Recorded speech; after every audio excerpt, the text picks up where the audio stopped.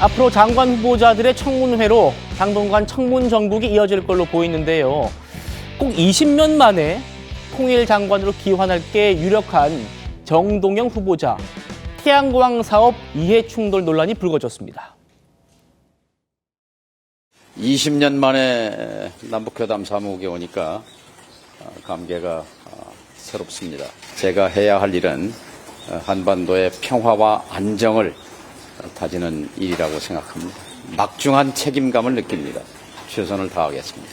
아직 청문회 통과를 안 했으니까 이제 구체적인 정책에 관해서는 청문회 이후에 차근차근 정리하고 그리고 말씀드릴 기회가 있을 겁니다. 정동영 후보자의 부인과 두 아들이 뭘 하냐면요. 태양광 관련 업체를 합니다. 부인이 대표로 돼 있고요. 두 아들은 이사로 돼 있는, 그러니까 가족 기업으로 보시면 될 겁니다. 그런데 이 사무실이 아들의 아버지이자 부인의 남편인 정동영 후보자의 지역구에 사무실이 있습니다. 그리고요. 정동영 후보자가 올해 초에 공동 발의한 법안을 보시면 영농형 태양광 지원 법안이라는, 여기에 컨설팅 제공자 지원 그리고 교육 및 정보 제공 이런 부분이 있습니다.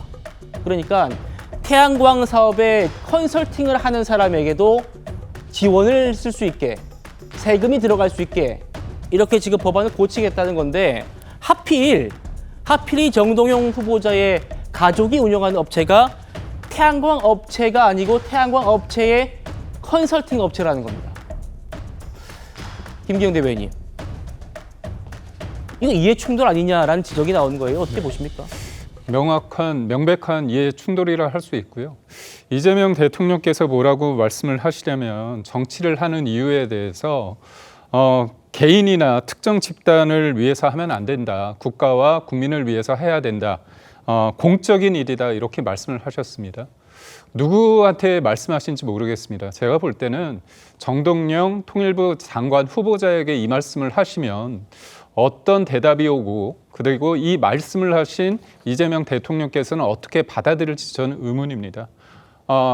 이 법이 어떻게 만들어졌고 그거 만들어졌는지 물어보니까 이 후보자께서 그런 말씀을 하십니다. 공동 발의한 것인데 입법 취지에 동의가 됐다. 얘기를 한 겁니다. 예. 그 동의가 됐을 때 지금 배우자분들과 따로 사는 건 아닐 거 아닙니까? 그렇다면 법안 내용에 대해서 어떤 내용이 들어가는지 잘 봤을 겁니다. 그렇다면 본인 가족이 하는 업체의 어떤 사업의 목적과 법안의 입법 취지가 같다고 한다면 이거는 제3자가 봤을 때 이거 너무나 속된 말로 짜고 치는 거 아니냐. 국민을 위한 법을 만드는 게 아니라 내 가족을 위한 법을 만드는 거 아닌가. 그런 지적이 충분히 나올 수 있거든요. 그리고 초선을 하신 것도 아니고 다선 의원이시고 한때는 대통령 후보로 나오기까지 했던 분입니다. 예. 그렇다면 이런 국민들의 보통의 상식을 가진 사람들이 충분히 의혹 제기를 할 수 있는 상황이라면 그런 법안에 대해서는 우리 가족과 연관될 수 있기 때문에 내가 이 법안에 대해서는 조금 내가 하는 건 좀 적절하지 않겠다. 그렇게 해야 되는 게 정상인데 도리어 공동 발의한 것을 보니 입법 취지에 동의가 같다. 이렇게 했던 거 아닙니까? 이것을 보는 국민들이 봤을 때 정동영 후보자가 국민을 위해서 법을 만들었는지 아니면 가족을 위해 법을 만들었는지는 분명하게 판단하실 거라 봅니다. 이종훈 실장님. 네네. 사실 이 태양광 사업이라는 게요. 맞습니다. 박원순 서울시장 때도 특히 논란이 많았습니다만, 그렇죠. 진보 진영 인사들이 대거 여기에 진출해가지고 좀 세금을 착복한다 이런 얘기까지 나올 정도의 사업이었습니다. 네네.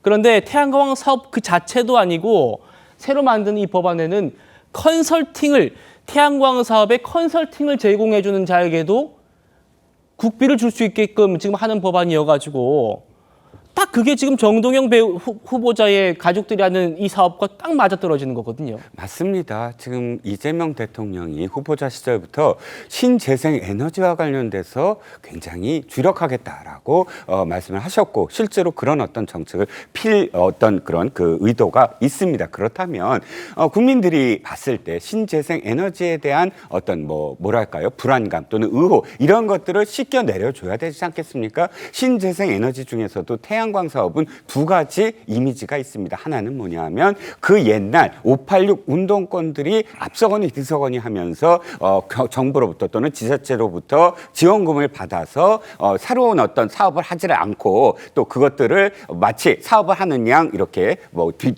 눈속임으로 해서 지원금만 타먹고 폐업했다라는 그래서 태양광이 마치 복마전이다. 아마 기사 찾으시면 태양광, 복마전 이렇게 연관 검색어로 많이들 나옵니다. 예. 지금 모든 어떤 태양광이 그렇다고 이야기하는 거 아닙니다. 그런데 분명히 그런 점들이 있었기 때문에 사실은 그런 좀 더 엄격하게 사업을 진행을 해야 되고 또 예. 지원도 해야 된다. 이런 목소리 많았거든요. 그러니까 이 문제와 관련돼서 정동영 후보자가 비록 폐업을 했다. 그것도 사실 그 문제와 관련해서 아직도 여지는 있습니다만 이런 문제가 있다고 한다면 정동영 후보자의 통일부 장관 임명도 사실은 굉장히 국민들부터 지탄을 받을 우려가 있습니다. 신재생 에너지에 대한 이미지 자체를 이렇게 만들어 버리거든요. 그렇기 때문에 좀 재고의 여지가 있는 사안이라고 저는 생각을 합니다.